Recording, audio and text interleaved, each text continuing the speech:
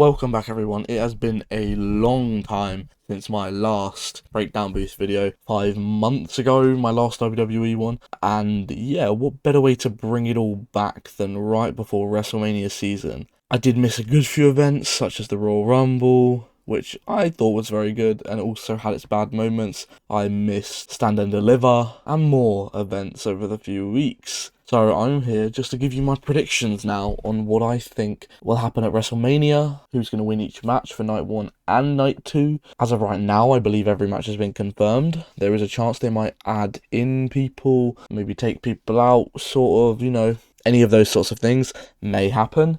And yeah, so hope you guys enjoy, and hopefully I'll be getting back to sort of this regular scheduled programming in the next few weeks and months. Keeping on going, now that I'm a lot less busy. So first of all, the first hour on ESPN for night 1, there are 2 matches. There is the unsanctioned match between Drew McIntyre and Jacob Fatu, and then the 6-man tag match between LA Knight and the Usos versus The Vision and I Show Speed. First of all, let's talk about Drew McIntyre versus Jacob Fatu. This match is going to be a banger, really obviously sad that Drew got a little bit shafted, put on the shelf for Cody to have his moment with Randy, but I'll talk about my feelings on that match later on. But this, as a match itself, unsanctioned, is exactly what it needed. Their rules have been incredible, and this match I think is going to go to Jacob Fatu, mainly because Drew does have some filming to go do, but also I think it would benefit him the most and catapult him upwards into that title picture even better. So that's my opinion on that one. The next match being LA Knight and the Usos versus The Vision and I Show Speed. So typically they do like the celebrities to win, except for when Jelly Roll did get pinned not that long ago. But I am actually going to give this match to the Usos and LA Knight, because unless they're planning on stretching this further than Mania, I think we're going to have an I Show Speed redemption in which he costs the Vision the match in this 6-man tag that could actually be quite good, because I Show Speed's been training. He seems to be into it, he seems to be doing what he's doing, and he's been added in a fun and funny aspect how celebrities should be used, unlike Pat McAfee, because that is just a whole pile of shit that I'm going to talk about in a bit. Next, after the first hour, which seems like these matches are going to have quite a lot of time in each of them, so that's good for those first 2, unless they do add any more. Next, we're going to have one of the few matches that aren't the main events, so we will start with the Women's Tag Team Championship Fatal 4-Way match. I kind of did wish this would be a ladder match, but however, I do also agree the fact that only somebody like Lash Legend or Lyra Valkyria will be taking any big spots if it was a ladder match, and a lot of the rest of the wrestlers probably would not, so that's fair enough. And this Fatal 4-Way match is going to be pretty good, I think, but I reckon that it's going to go to the Bella Twins. That's my prediction. I don't know, I feel like WWE has brought them back into the tag team division for a reason. If not, I do hope that Nia and Lash retain. They've got a good run going. But I think in this big match, what a place for the Bellas to win tag team gold. Probably the most iconic female tag team in WWE's history. The next match is the Women's Intercontinental Championship match between AJ Lee and Becky Lynch. For me, this is a good match. It definitely has potential, as their previous one was very good. The way they had Becky Lynch lose and AJ Lee win, it was a really good way to do it. Becky kind of thought she kind of got away with tapping out. Yeah, it made AJ Lee look really good. AJ's been a bit of a fighting champion, though only defending it once. But I do think that Becky is going to win here, bring that Intercontinental title back out of Mania, and then defend it on more regularly scheduled programming, whereas AJ Lee will probably not be around as much due to her part-time schedule. So I think Becky Lynch is going to come out of that match, and it has potential again to be another good match. This next match, I think, could be one of the best matches of both nights, and that is Seth Rollins versus Gunther. And I know, there's no build to this match, you're trying to tell me. There's nothing, Yes, I understand that. There has been no build. However, we cannot look past the fact that this is Seth Rollins versus Gunther, 2 phenomenal wrestlers, and I can't lie to you, I am looking forward to this. This is a dream match, and we're getting it. I am curious to see why Gunther has done what he's done, because he claims it was not Paul Heyman who paid him to do it or whatever on the most recent Raw, so I am interested to see how that goes. But yeah, definitely looking forward to this match. It's going to be a banger. Here, I think the best build for a match so far is this next one, and that is Stephanie Vaquer versus Liv Morgan.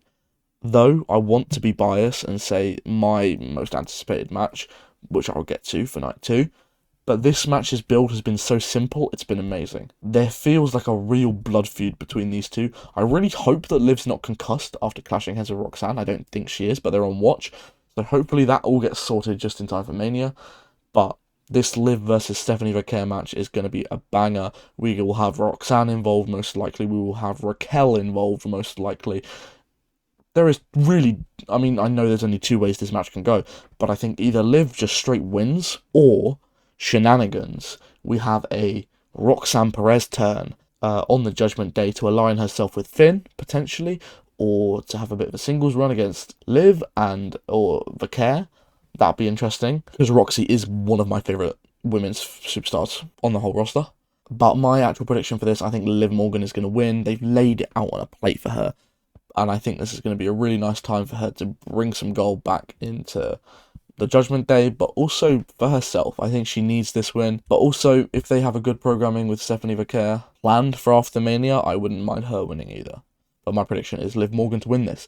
And here, the main event that does not deserve to be the main event, in my opinion here, it is Cody Rhodes versus Randy Orton. Don't get me wrong, dream match of the century.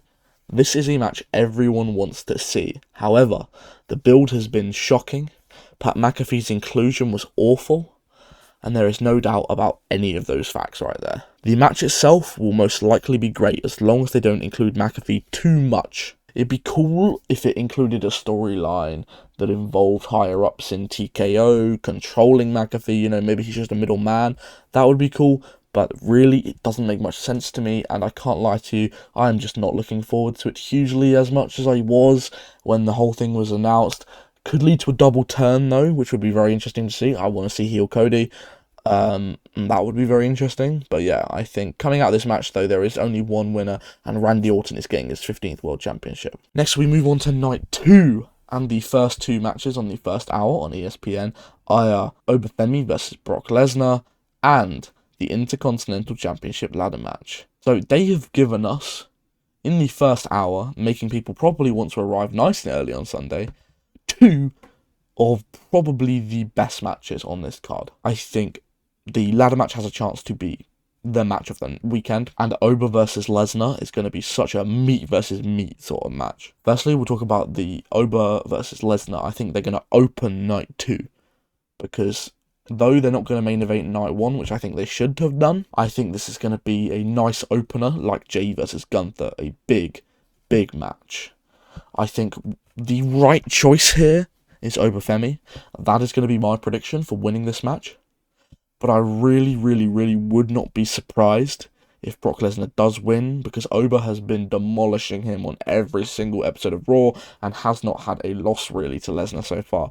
So that would be disappointing if they don't put Oba over here. But, you know, not the end of the world. They have kind of put Oba over in this feud anyway. Maybe they take this feud to SummerSlam and Oba then wins then. But I want Oba to win this, and I'm predicting Oba will win this. The Intercontinental Championship ladder match is going to be such a brilliant match, especially now with the inclusion of Rey Mysterio. Oh my.